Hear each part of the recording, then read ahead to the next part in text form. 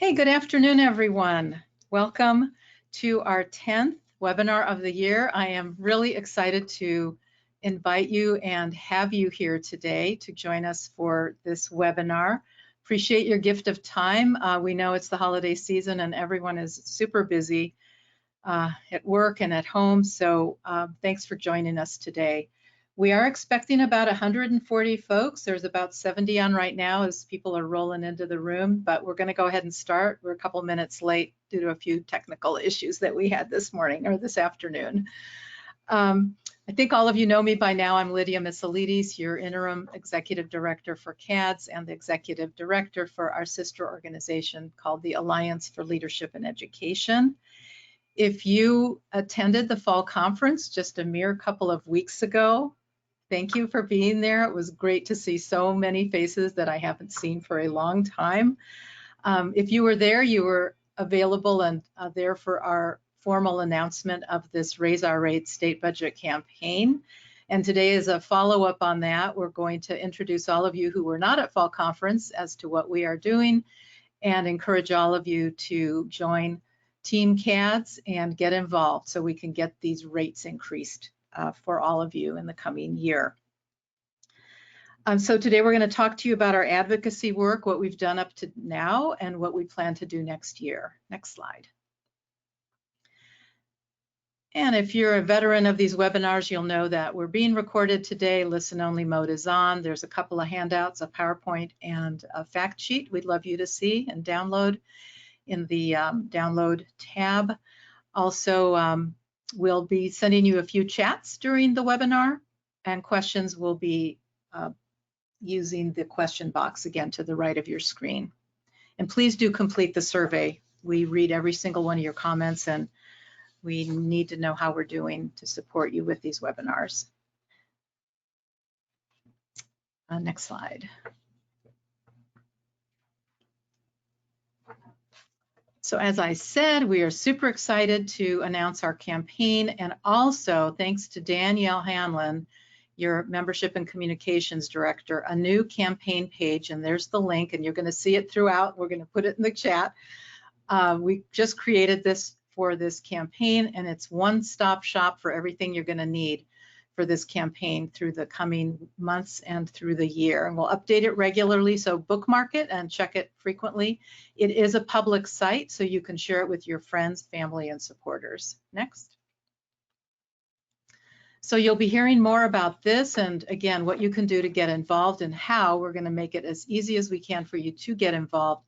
So very, very excited to introduce or reintroduce y'all to Christina Bass-Hamilton, our advocate extraordinaire, who's our outside contract lobbyist and has been working with us for several years now. And I'm thrilled to call her my friend. We've worked together on the Master Plan for Aging and for many years before that. So excited to have you here, Christina. And we'll talk a little bit more at the end about something special that Christina has just done that I think you all will be excited about. And then I'm really pleased to introduce you all today to Abby Alvarez, who's new to our team. She's with Everyday Impact Consulting, and she's contracting with Christina because we need some more hands and brains to help us on this campaign this year. And Abby has jumped right back in, and we're very excited to have you as part of our team, Abby. So you'll get to meet her today. Next slide. So without further ado, I'm going to turn the next few slides over to my friend Christina and have her walk you through what we've done and what we have planned. Christina.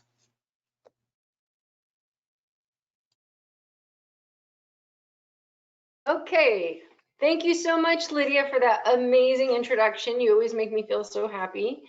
Hi to everybody from the CADS world, CBAS world. My name is Christina Bass-Hamilton, and as Lydia said, I've had the pleasure of working with CADS and the board for a couple years now. Most notably, we were able last year to win the funding, $61.2 million for the Bridge to Recovery grant program, which I know is happening as we speak, and I won't get into any of the backdrop in terms of implementation issues, but Just, speaking of it as an example of what we are able to accomplish when we work together and organize and mobilize as a community to go to lawmakers and make demands on what it is that we need for our centers, our participants, and their families. So after long conversation with the board and leadership of CADS, we landed on 4 main goals, proposals that we have made to the governor and now we'll be making to the legislature to help support and uplift CBAS program. So these 4 main goals or proposals that we have developed, number 1, we are proposing to raise the CBAS fee-for-service rates to $122 a day. That number was calculated by looking at the medical inflation rate. Specifically, there's a consumer price index, but there is one specific to healthcare. So when we applied that rate based on the time period from when the rates were last increased, if we just applied your basic cost of living increases for healthcare, we developed the rate should be at $122 a day. We want to create an annual inflation index escalator, meaning that every year the rate increases by the amount that the cost of doing business increases. Thirdly, we want to clarify that the Medi-Cal managed care plans that work with you or that basically you contract with to provide CBAS, they cannot pay anything less than this fee-for-service rate. So essentially establishing the fee-for-service rate as the minimum, the floor. And this comes after experiences with 4 recalcitrant health plans that after the 10% cut was reinstated by the state in 2019. So this is the 10% provider payment reductions that were enacted back during the recession 10 years ago, that even after they were restored by the legislature, these health plans did not pass that rate increase back to centers and in fact just pocketed the extra money. So we want to avoid that from happening again. And then finally, we want to establish a moratorium on licensing fees for 2 years and reduce the annual licensing fee to 80% of annual rate adjustments for centers serving more than 80% of Medi-Cal beneficiaries. So basically what we're trying to do is address the fiscal situation that a lot of you are facing, the uncertainty, the difficulties with cash flow due to the artificially low reimbursement rates. We want to tackle that through another way, which is these exorbitant licensing fees that you all pay that I know many of you have said you're not getting anything in return for them, and you didn't always used to pay. It's actually been, over the last several years that we've seen these rates increase to $10,000 a year, regardless of how big your center is. So we want to at least provide some temporary fiscal relief in the form of a moratorium. Next slide.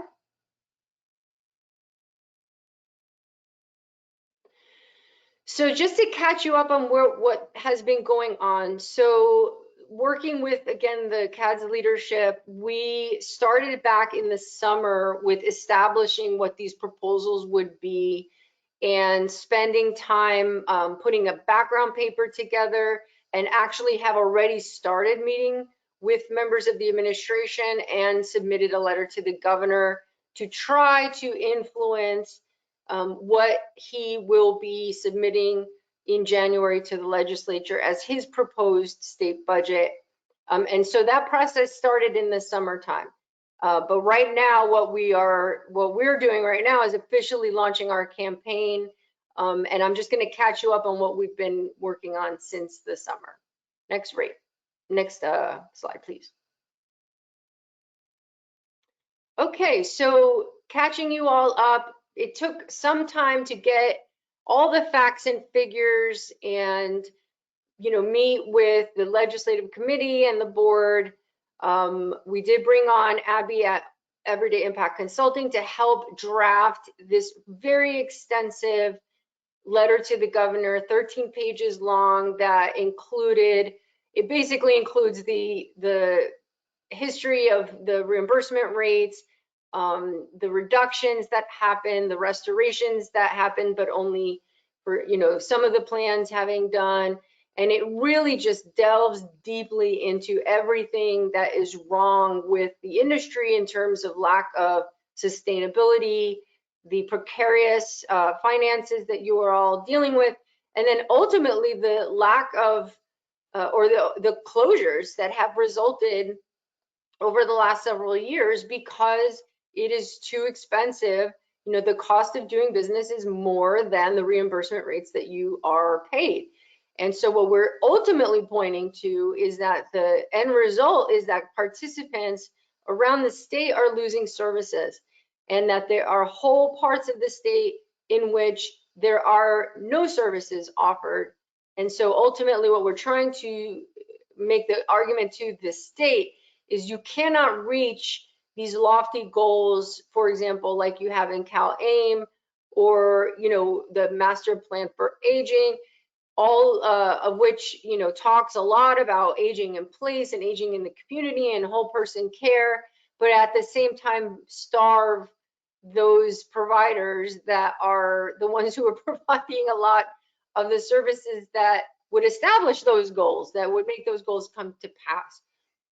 So basically, since August, after we submitted the letter, we requested a series of meetings with members of the administration. So folks in the governor's office, we met with Health and Human Services Agency, Department of Finance. You can see we have spoken with every facet of the administration that has some control over the reimbursement rates and the overall funding for these services in the state budget. And in these meetings, we talked through what the issues are, we presented the evidence, and we made the case that this is something the state must urgently respond to by investing new funds into state budget in order to pay for these proposals. Now, I'll be very honest with you, and if you don't have a copy of the letter to the governor, please let us know, because you should have it. It does include our cost estimates for what it would cost to do the things we're seeking to do. We don't have complete information that would allow us to calculate the cost of raising the rates to $122, but we can easily guess that we're looking at hundreds of millions of dollars to do so. So, we need to be very eyes wide open that the things that we are proposing are very expensive because they're issues that have been languishing for decades. And so they are expensive because they've been ignored for so long. But we do need to be clear, next year we are going into another year of deficit. This past year, there was a $25 billion budget deficit that was thankfully addressed by the legislature in this year's budget without any reduction to services. Next year, we're going to be facing potentially the same problem, which is basically revenues, tax collection revenues being less than they have in the past. So we're really going to be facing a very difficult uphill climb in a year in which there is no money, and in fact there's a deficit, to make the case that they need to be making the spending, but we're going to do it anyway. And the thing to note that there are a couple of the proposals actually we think would cost very little money or no money at all, specifically creating the minimum floor for the fee-for-service rate.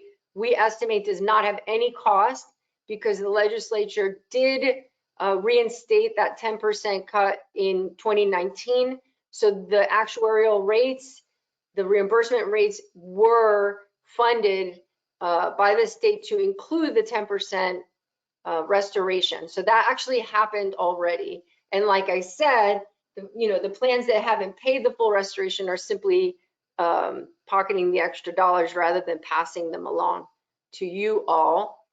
So we're making that case. The other is based on our calculations of the moratorium on provider licensing fees, we think that we're looking at maybe $2 to $3 million to do that per year, which may sound like a lot of money, but when you consider the size of the California budget, which is, I want to say 70 something billion dollars, a couple million is what we call budget dust. So we are hoping to make that case as well.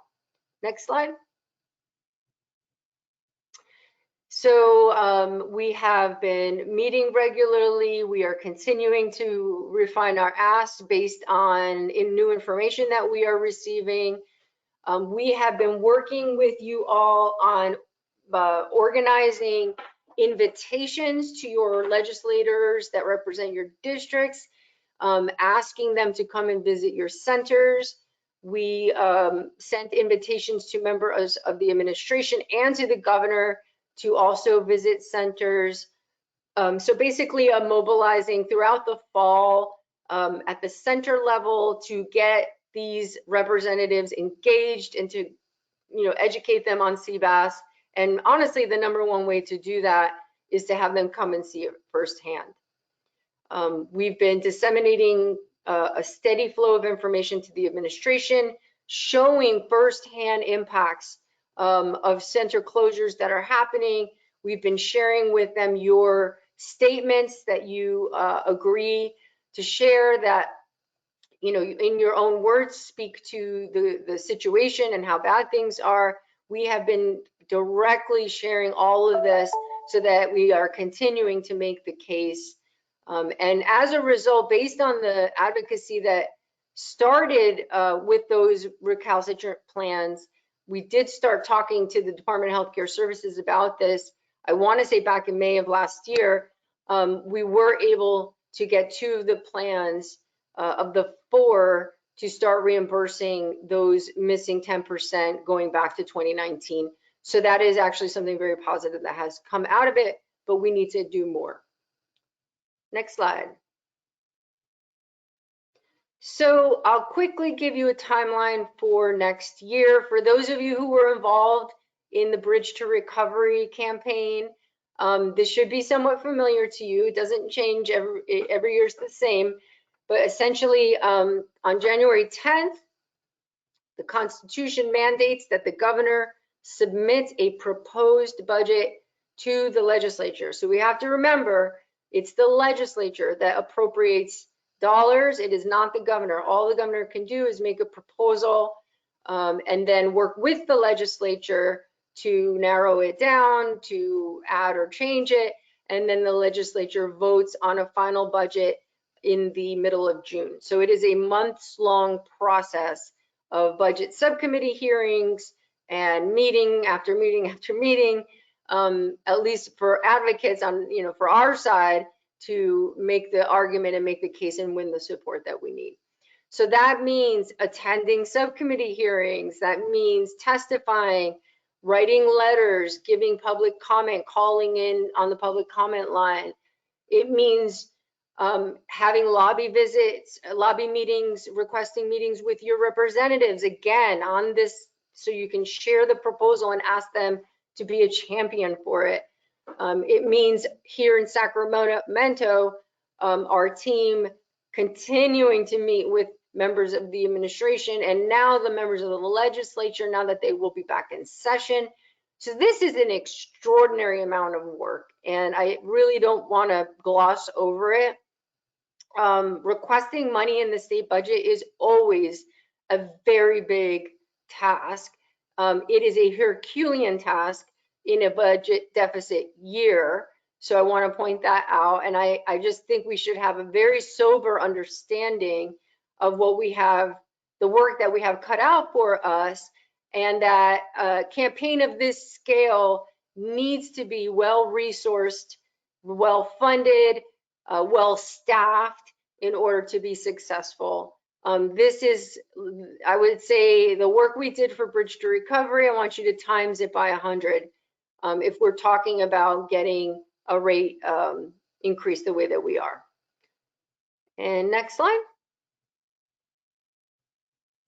Okay, so I believe I'm passing it to Abby now to talk through the grassroots mobilization work that we are proposing. And thank you all, and thank you, Abby. Awesome. Thank you so much, Christina, for walking us through how much we've already put into this campaign and what it's going to take going forward.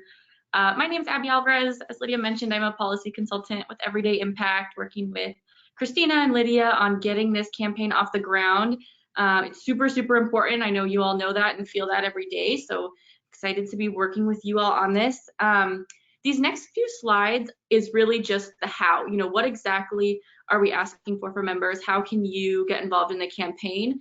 It really is just a couple easy steps, but we want to make it as accessible as possible. So these next few slides is the practical takeaway from this webinar of what we're hoping you do after the webinar. So we'll start with the next slide. So essentially, we're asking that you get a commitment from your representatives, your state senator and your assembly member. And, you know, while, you know, Christina and I could reach out as lobbyists to these members, they really want to hear from people in their districts, people who are voting for them in election season. They want to know what's happening in the areas they represent. And so we're asking that you reach out, and that commitment is to support the rate increase, support the campaign, and to have a meeting with all of us on what's going on. So there's also some materials that we'll go through as well, but we can go to the next slide. So next. All right, so the very first practical step, maybe you already know this, some of you have been involved in policy for a long time, you know exactly who represents you, but if you don't, there is a website that is linked here in the slides. It is also linked in a toolkit, so we have a document version of all of this as well. So you go to this website and you just put the address of your center in, and it will tell you exactly who your state senator and state assembly member are. So super easy first step. Next slide. The second step we have tried to make as easy as possible. Obviously, there's a ton of staff who work for all these members, and they all have different roles, but we put together a spreadsheet that is also linked here, also linked in the document toolkit version of this.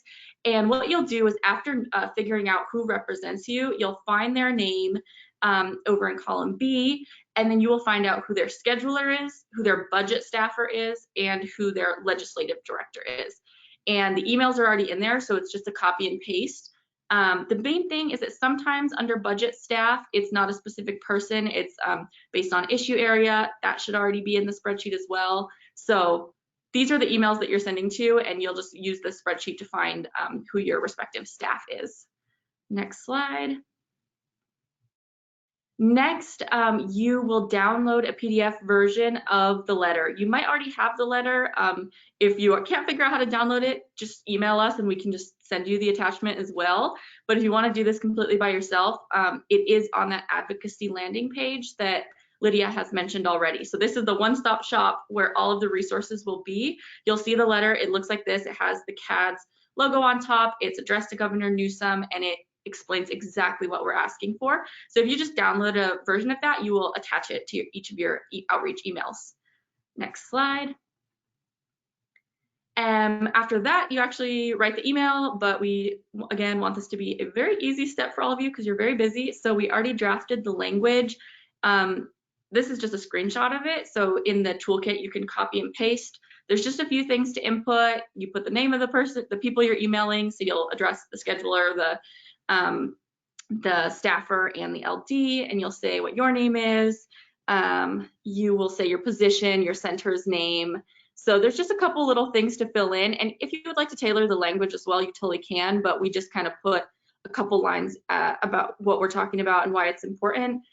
It references that our more detailed request is attached. So again, do not forget to attach the letter.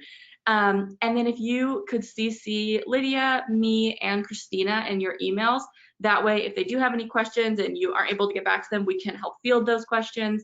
And also just so we can keep track of which centers have done what outreach. And then sometimes they won't respond right away, so you can just respectfully follow up once a week. Usually when I'm doing these outreach emails, I will just put in my calendar for a week later to a reminder to follow up, because they can get lost otherwise. So this is really the main ask. You're sending an email, but we just wanted to make sure everyone knows how to find the request and also find who they're supposed to reach out to. So next slide. Here are a supplemental materials section, which you can find on the toolkit, once again with links. So there is the CAS advocacy landing page, which has the letter. There's the Raise Our Rates campaign toolkit, which is everything I just presented on, but in 2 pages. There's that's the Capital Codex is how to find all the staff, but we actually made a tailored spreadsheet. So you'll use that spreadsheet instead, the formal request letter, and then there's also center lists by Senate and Assembly districts. So that's going to be updated on the landing page as well. So lots of materials, but that is the gist of the request. It's a pretty easy lift, and you'll note that in the email it asks to request a meeting. We are happy to get on a Zoom with you and prepare you for the meeting. We are happy to join you in the meeting. So essentially you would just be talking about what your center is facing and why funding is so important. So stuff that you live and breathe every day. But that's the main section. So I think I will pass it back to Lydia, and we will have Q&A at the end as well.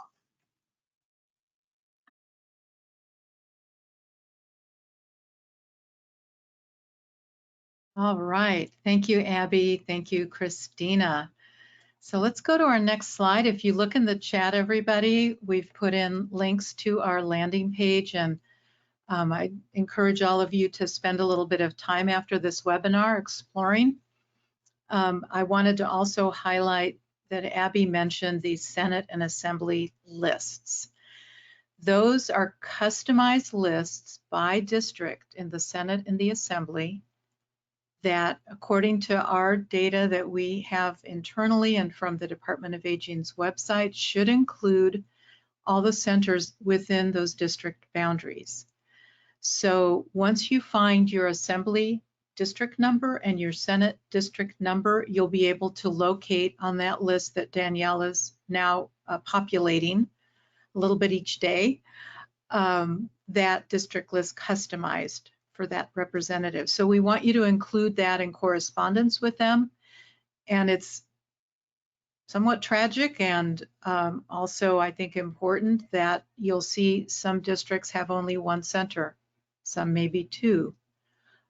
If you have a conversation with a district staffer or a member and they want information about closures, you may be very familiar with the closures that have happened in your area.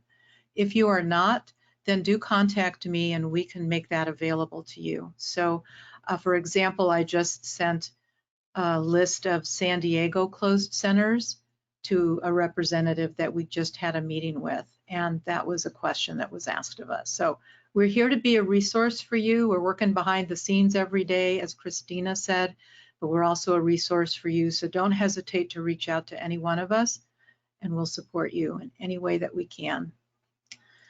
So I'd like to pause here and give you all an opportunity to put questions into the question box that we can answer, and as they come in, I'll invite Christina and Abby to join me again. Let me pull up the question box right now. And let's see, the first one's from Evelyn.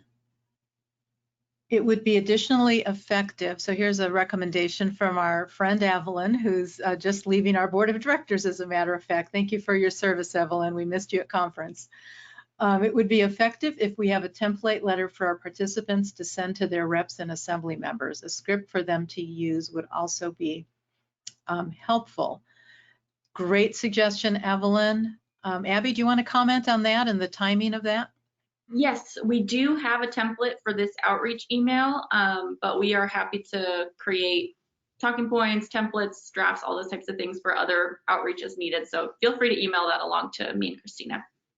Right. So as those of you who've been through these battles in years past and last year, it's all about timing, as Christina described, and Abby's really focusing on our grassroots right now, which means all of you guys. So we're going to let you know what the timing is to start generating those participant and family and friends and supporters and allies letters. And then we will definitely give you all a bit of a script and email samples or templates that you can use, as we always do. So Thank you for that reminder, Evelyn, especially those of you who are new to this. You're going to get a master's course in advocacy over the next few months. Okay, let's see what else is coming in. Elizabeth, hi Elizabeth Machado, Liz Machado. Do you find that handwritten letters are more effective than emails? Boy, this is taking me back like 35 years, Abby. So, you know, it's a boomer response versus, I don't know, are you a millennial? Millennial response. Yeah, what Christina thinks too, because I'm sure she has thoughts on that. I have noted that a lot of offices have become paper-free for environmental reasons, and so sometimes even going in, you're not allowed to bring in paper drop-offs. You have to send afterwards. So they're pretty used to getting on email. And the other good thing about email is that you can do the follow-up. Sometimes with something paper, you might leave it and then never hear back. So I think digital, but Christina, happy to hear what you think too. Yeah, Christina, what are your thoughts? You know, I think if it's I would say this, if it's a form email, I don't think that's terribly effective, to be honest with you. Especially, you know, if you, yeah. So I would say handwritten and sending that same thing as an email would be good, and mailing it to the district office perhaps. Handwritten to me is important because it shows that you're taking the effort to sit down and do it, which shows a lot to them about how important it is. But I do agree with Abby that, you know, it is possible things get lost. So I would add that extra layer of also sending the email. I think the key either way is you're using your own words and you're not, you know, I understand why templates are necessary. You know, some people don't have the words, they don't have the time and everything, but there has to be some way to incorporate the uniqueness of your perspective in there, because you have to remember they're being inundated with email templates from every other organization under the sun. And I've been told personally by legislators that they don't put a lot of weight into them, because the reality is if all you need to do is click on a button to send a template form email, it's not showing them that that's really that big of a deal. Anybody can do that. It's the uniqueness of the response. I would say make a phone call. That's also very important too, because again, it's showing that you're making that extra effort.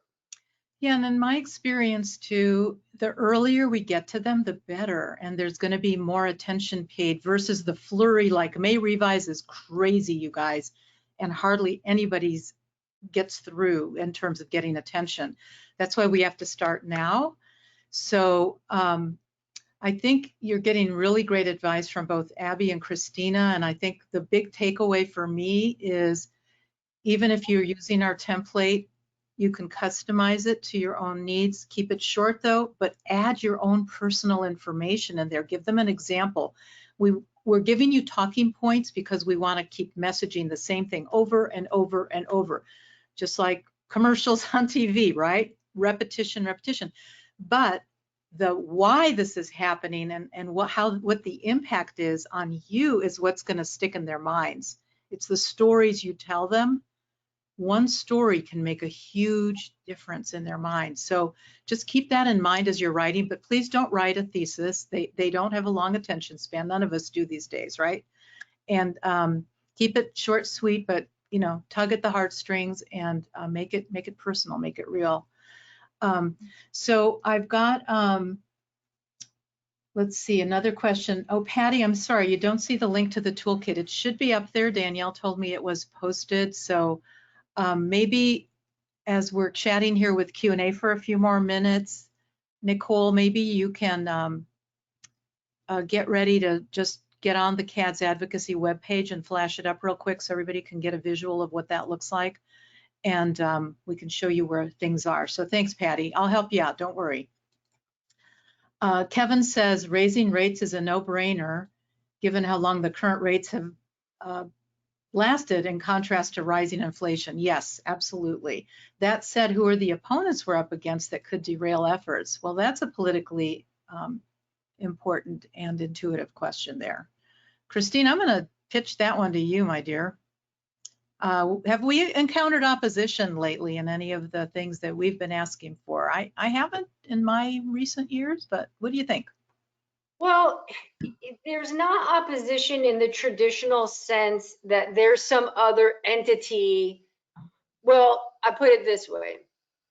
We may face opposition from the health plans around establishing the fee-for-service rate as the floor, because that takes away their ability to underpay, basically. So in that case, I would say that is a more traditional form of opposition, because you are looking at another, sort of interest group that is like not happy with what you're trying to do. Putting that example aside, the main opposition, which we don't think about in that context, but really we should, the main opposition is the Department of Finance and the governor, who doesn't want to spend that kind of money. And that's formidable. Like sometimes that's the worst opposition, because there isn't, you're talking about the people who control all the decisions. So the problems with CBAS have historically always been that, in the same way that every other Medi-Cal program has had, the same opposition, which is these programs cost money, and the budget has to be balanced, and it's competing interests on who gets that money, and something that costs a lot of money is going to be held to a very, very, very high scrutiny, and they will be inclined not to want to spend it. I mean, that's just the reality. And speaking very frankly, and I know Lydia agrees with me, we don't have champions in the administration who see the true value of CBAS.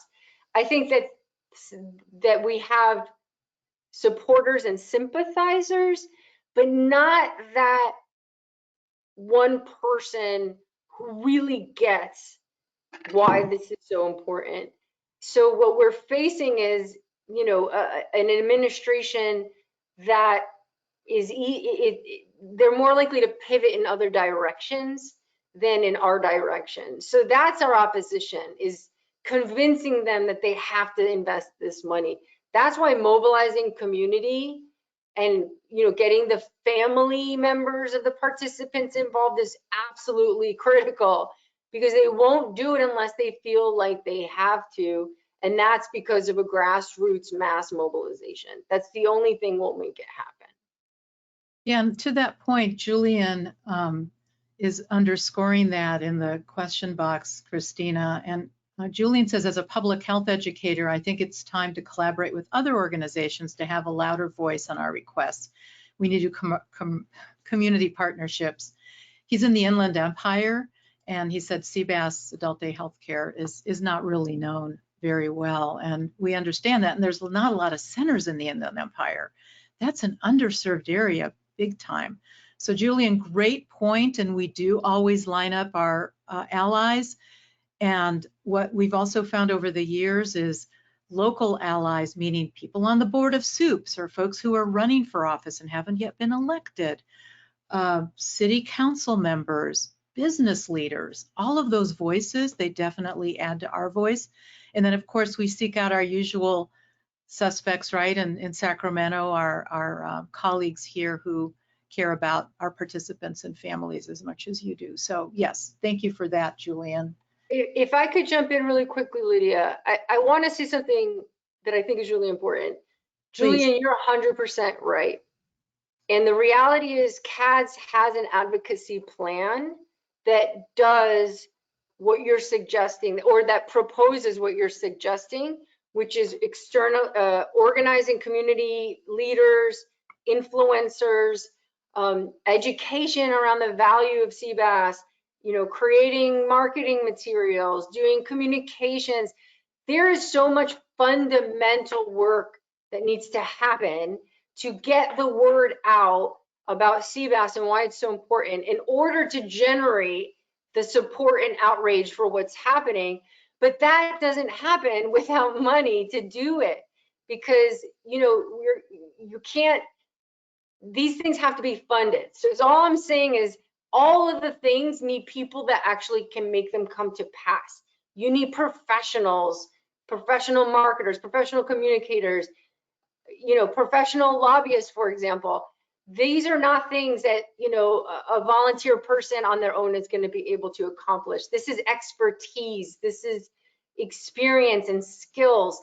So I'm going to say kind of, you know, emphatically that that's why money is so important, because we will not accomplish these goals unless this campaign is well resourced to do all the things that we all know we need to do. Yeah, 110%, absolutely. So thank you for that, Julie, and thank you, Christina. This is why Christina is such a great advocate, and Abby too. They're passionate about your issues and about the people you care for.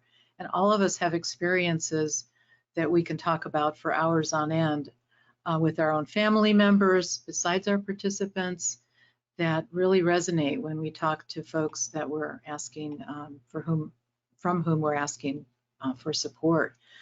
We're going to wrap up here in just a minute with questions, but Liz Machado again has an interesting one. And I'll start and then hand it to you, Christina.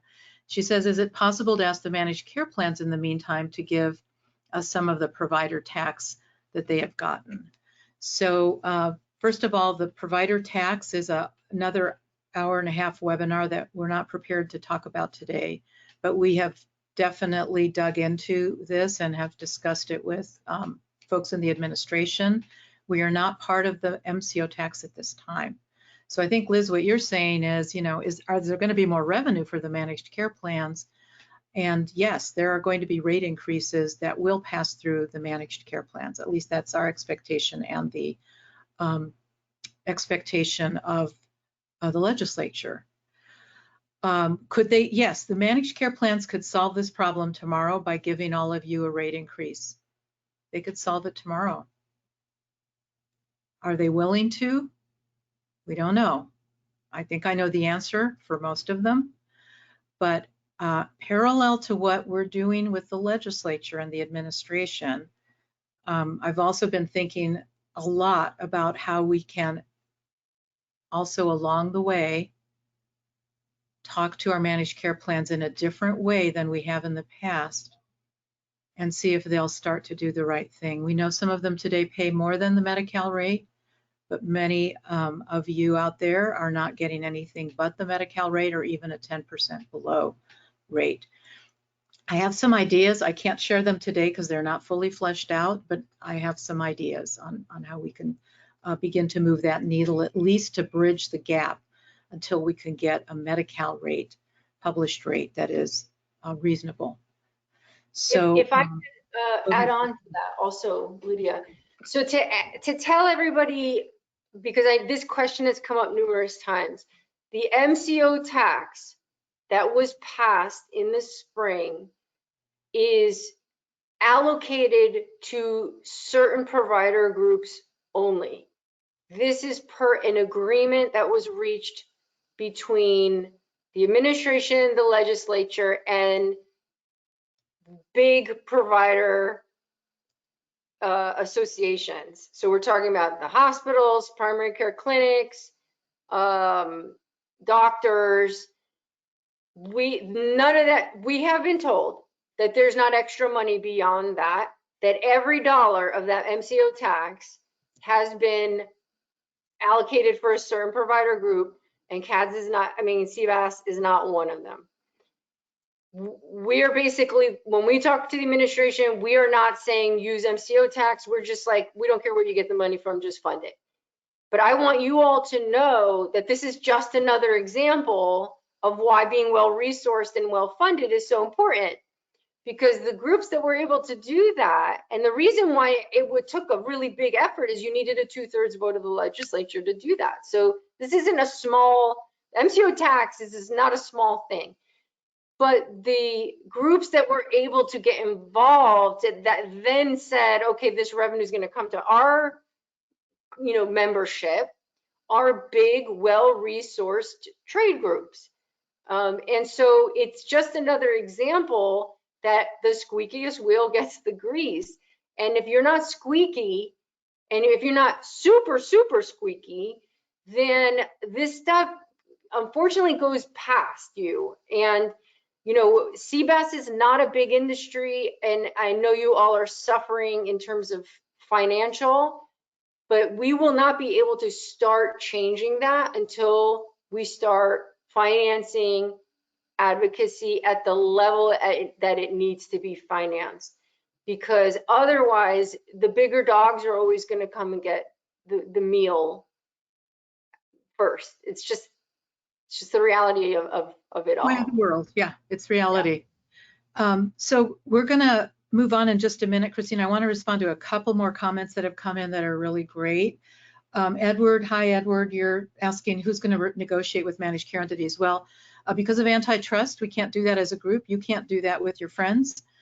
You have to go one by one by one. And this is why I said to you earlier, I have some thoughts on this, but you would have to make your own case. And some plans you can talk to and have access to more easily than others. So more on that later, okay? Just know that I'm cogitating on this quite a bit lately. And then Rosanna has a great suggestion. I think, Christina, this plays into our DRIP strategy. She says, how about centers write specific points and email them to CADS, and then CADS unifies them and sends the comprehensive letter to legislators on behalf of the center. So Rosanna, this is exactly our thinking. We invite all of you. I don't care if we get 100 emails tomorrow. I would welcome that. Send us a couple sentences, a short paragraph on what the lack of a rate increase for the last 14, 15 years, remember you got a nickel 15 years ago, has on your ability to provide services in the way that you would like. Send that to us. Anything you want to say, but know that if you send it to me, that email could be edited a little bit and sent on to the administration or to legislators. So write it knowing that we're going to use it for that purpose, okay? If you just want to write to me privately, put private on it or just your eyes only. But otherwise, feel free. Send us those little vignettes. The Pat with a specific focus on impact on the participants. That's right. How this is impacting your ability to serve participants in the way that you are required and would like to. Super important, Rosanna, so thank you. You're all anointed junior lobbyists after today, all right? So let's go ahead and turn, I wanted to bring your attention to the CADS advocacy page. Can you scroll up a little bit, Nikki? So they can see where the, let's go back a page to the landing advocacy page. I want folks to see where the documents are. There you go. Whoops, went a little too fast. There we go. So do you see where it says grassroots documents? That's where we want you to click and locate the governor's letter, the toolkit. VA rates are paying between $120 to about $185 in California today, excluding transportation. So we're using that as an example of what can be done by government to support these model programs that we need more and more and more of. All right, so let's move on, and this is a perfect segue, Nikki, if you can go back to our slides. And thank you, everybody. Yes, and we would love pictures. Yes, pictures. Danielle just salivates over pictures. Please send photos, participants, families, you guys doing what you do best, okay? Let's move on to the next slide. Thanks, Nikki. And I have to take a moment here to congratulate my good friend, Christina. She just self-published a book called Change Maker, an insider's guide to getting, you know what the word is, done at the California Capitol. So getting things done is a major theme. So congrats, Christina. Here's a link to her website with a link to where you can get this book. It's only $16, and if you read it, you will know everything, all the secrets that Christina knows and that we use every single day. So I highly endorse it. Buy it. It's the holiday season. Give it as a gift. I encourage you guys to take a look. All right. Book launch was last night, and Christina's pretty exhausted today. So thanks for being here today, Christina. Next slide. All right. So we got to make a membership pitch, you guys, because of everything that Christina said. You have 3.5 dedicated, devoted staff here to do all this work along with Christina and Abby. and everything else that we're required to do as a nonprofit trade association. And we're tired. We're really, really tired. We need help. So what membership dues do is it supports the staff on an ongoing basis, as opposed to fundraising for specific things that are temporary, and then the money goes away and we can't count on it. So if you're not a member, please join now. It'll give you a membership for the whole rest of this year.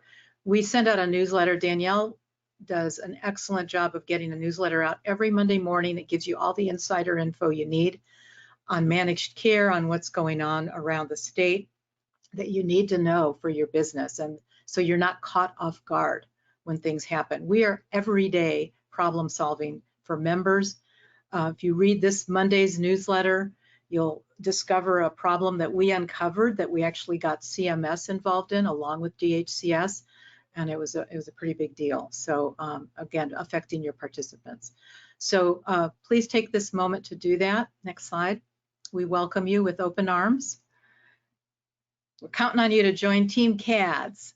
And I'm going to turn this part over to Renee and Deb to do a little bit of coaching, or coaxing, I guess would be the right word, to see if we can't get some donations today. We got about 10,000, you guys, already paid from conference. So thank you, anyone that's on the call who already donated, and then about another close to 30,000 in pledges. So today we're going to ask for pledges from y'all to help fund this effort. And I want to start out, Renee, by saying, and Debbie, I just learned, like literally before this call started, that Richard Lee, our dear Richard Lee, who's on our board of directors with two little twins at home, runs the center, does the mopping and dancing and everything else in between, family run operation, is donating $5,000. So he has made a pledge today to do that. And I made sure, everyone, it was not coming out of the twins' college fund. He assured me it is not. So that's going to kick us off with $5,000 for our campaign. So Renee and Deb, I know you have a lot to say, but we don't have a lot of time now. We have 5 minutes, so this has got to be speed fundraising, okay? Woo. Okay. All right. So I'm just going to put out there that when Lydia said 10,000 from the CADS conference, that's because some of us haven't paid our thousands that we contributed, or that we can. I did say that people had pledged. We were going to pay. Just so you know, I am holding the magic wand, and the magic wand gives you the power to donate as much as your little heart desires, or your big heart, whatever it may be. Because the bridge funding didn't happen overnight in a vacuum. It happened because some people worked around the clock, making relationships, building relationships, walking the halls at the Capitol, going into meetings, in this case, to the administration, to the legislators, to the state staff at the Department of Aging. There was a whole ton of work that went into this. And those of us that are paying for these campaigns, that are paying for our membership dues, are paying for this for the entire industry to have this opportunity. And we would love for you to join CADS as a member, and also to pay some money. And I will add that for those of you who have not done the relationship building with your local legislators, whether it's city council, board of supervisors, assembly, senate, whatever it may be, I am going to offer for new members that join now and or who donate money to this campaign, that I will do a specialized webinar just for you that's on how to build relationships, how to get them to your center to take tours, how to keep those relationships going, so that when you do walk the Capitals in Sacramento, or when the CADS folks that you pay for your membership dues walk the halls of the Capitol, they will know who you are. Renee, take it away. Deb, you are a shero. For everybody that doesn't know here, our center, AmeriCare and TurboTax, has been a continuous CADS member since the beginning of when we started, year 2001. We have not faltered ever since. For those of you that know me and that talk to me, you know how passionate I am about CADS. We exist because of CADS. For those of you that are not members, now is the time. If there was ever a time, if you want to talk about rates, if you want to call me and talk about rates, or text me in the evening after 6 o'clock to talk about rates, I am going to redirect you to CADS, because CADS is doing this work. I don't have time to do what Christina does. I don't know how to do what Christina does. I don't know how to do, the work of pounding the pavement on the Capitol steps and having meetings with legislators and saying the things that they want to hear. I know how to do what I do in my lane, which is nerdy software stuff. And so I need to donate money to get Christina to do this. I've donated personally. I've donated from Turbo. I donate my time. And I'm asking all of you guys to do that because I know that this is the #1 topic that you all call and ask about. And I'm not going to get off of this webinar until I see you guys putting something in the chat. I want to know that somebody puts in the chat right now that they're joining CADS, that they're donating to CADS. I know that I terrorized some of you at the conference for donations. And if you were not at the conference, well, then you haven't gotten my terror yet. But you're basically paying for Christina's work, for the work of all of the folks that are trying to raise rates for you. Oh, thank you. Thank God. COSIDE, Adult Day Healthcare. Thank you so much. Thank you. 500. Thank you. 500. Any amount. Thank you, Isabella. It's a huge deal. All of this, and you guys know, you guys run organizations, you run businesses. You need to have money to make money. You need to invest money in your organization. You need to invest money. There's a reason that we haven't gotten a rate increase for so many years. And the big reason is we're not as big. We're not as big. We're not as big as the nursing home lobby. And we've got to get bigger. We have got to bulk up. And if we have 200 and almost 80 centers in California today. On this call, we had about 100 attendees. And I know that some of them were multiple folks from each center. We need more support. For those of you that know the centers around you and have friends in this industry, you need to talk to them because that's the #1 piece of advice I give every new center opening up, every existing center. If you are not participating in this, you are part of the issue. You are part of why it takes so long for us to get things done. We need your support more than ever before. I was on this webinar with you guys a year ago asking for money so we can push Bridge to Recovery. It happened. We delivered. CADS delivered, not me. I don't even want to pretend it wasn't me. I'm just the loudmouth. But yeah, we can deliver. YOLO just gave some money there. Oh my God. YOLO. Edward, thank you so much for your personal donation. My wife and I donated. I had to, last during the conference. So, this is absolutely essential. We need to come together today. And if we don't come together on this, it's not going to happen. It's as simple as that. If we do not put our money where our mouth is, this campaign will not work. So I see a couple people here donating, but I know that there are more on this webinar right now that are ready to write in the chat that they're ready to make a pledge. That if you're a non-member and you're thinking about membership and you want to talk about it, call me, call Debbie, and we can talk to you about what the benefits are of membership. If you have ideas and you want to contribute, why don't you join the board? You guys all have information to contribute. And I'm going to say a couple. Renee, I just want to say that this organization, while I was away and working just for ALE, raised about $250,000 when the elimination threat was happening. We're going to need double that to get us through this next year and 2025. And we're only going to be able to go as far as the money lasts. So if we only raise half of that, that's only going to fund us for part of the year. So I'm just being realistic with all of you. Christina doesn't work for free. Abby doesn't work for free. I don't work for free. So we do need support from everyone. The donations page is showing right now. Nikki's got it up on the screen, so you can click on that button to make a pledge or donation. And we're going to need to have a pretty good chunk by the end of the year. Again, I know it's holiday time, but what better gift can you give yourself and your participants than a donation to help you guys stay in business and thrive? We can't Daily, belong. $3,000 in the first round of fundraising at the CADS conference. So for those of you that didn't come to the CADS conference, we raised money there during our membership meeting. If you didn't have the opportunity to donate, please do. This is really money that's coming back at you. You guys understand return on investment. Diane has a really great point there. If you want to get nerdy and talk math and understand what the return on investment is, check out your chat. Oh, Dan, thank you. Stepping Stone is pledging $2,500. Yeah. Let's see. Don pledged, oh my God, $300 personal donation from Nell Pineda, $250 from YOLO ADHC.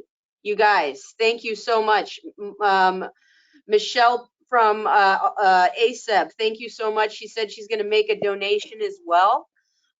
Just know that the biggest help is your membership and your advocacy with your friends. Laguna ADHC, thank you. Oh, Mona, you're amazing. This is Mona's second time donating in 2 weeks. Boom. Oh. She donated at membership. She's donating now. We appreciate you, Mona. The biggest thing, tell your friends. Tell all the folks that are asking you, because you are a member of CADS, about all the things you learned at CADS and what's going on in the industry. Those are the folks that need to donate. Those are the folks that need to join and that need to be here today so we can do this all together, because again, you need money to make money. I hate to be so crass in business about it, but everything costs money. So let's invest in ourselves. Let's invest in what we do. And let's take a moment to look at the pictures of the people below on the Contribute Now page. Those are Choice in Aging Adult Day healthcare participants who speak Russian, Ukrainian, Farsi, Spanish. That's just in that picture there. We serve such a broad swath of wonderful human beings that would otherwise be in skilled nursing facilities. And if we don't do everything that we can to keep our centers open and thriving, we are letting these people down. Yeah, it's as simple as that. So we are a little bit over our time, ladies, and so I'm going to wrap this up. This is the last chance to put something in the question box about a pledge or donation so we can publicly thank you. Yes. Everyone will get a thank you letter. Remember, these are not tax deductible donations because they're going 100% to lobbying. Hi, Daphne. And hi, Zen. We haven't met you yet at conference. You need to come with Nell. Yeah. Yeah. So Renee, thank you for your passion and all the volunteer time you put into helping us move things along with rates and untangling managed care issues. Couldn't do it without you and your whole team there. Please convey that thanks to them as well. And your lovely wife, Em. And Deb is always out there advocating. I don't know how you do it, Debbie. You're everywhere all the time. I think there must be a clone or two of you, and I know the gray hair has come because of all that. But you guys, Deb is a power to be reckoned with, and she's constantly advocating for your participants and for the work that y'all do. So we're lucky to have you, Deb, up here in NorCal to come and hound folks in Sacramento. So thanks, you guys. Let's go on to the next slide. We're going to wrap up here. I don't want you to leave without a few final last words. So Nikki, if you can move us to our next slide. Hi, Agavni.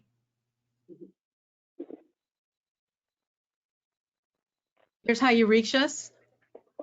So hang on to this slide. Again, reach out to any of us or all of us at the same time, and we'll figure out who's going to respond to you. And Debbie, yes, thanks to all who pledged. Absolutely. Next slide, please. So just want to say from all of us to all of you, happy holidays. I know it's a stressful time.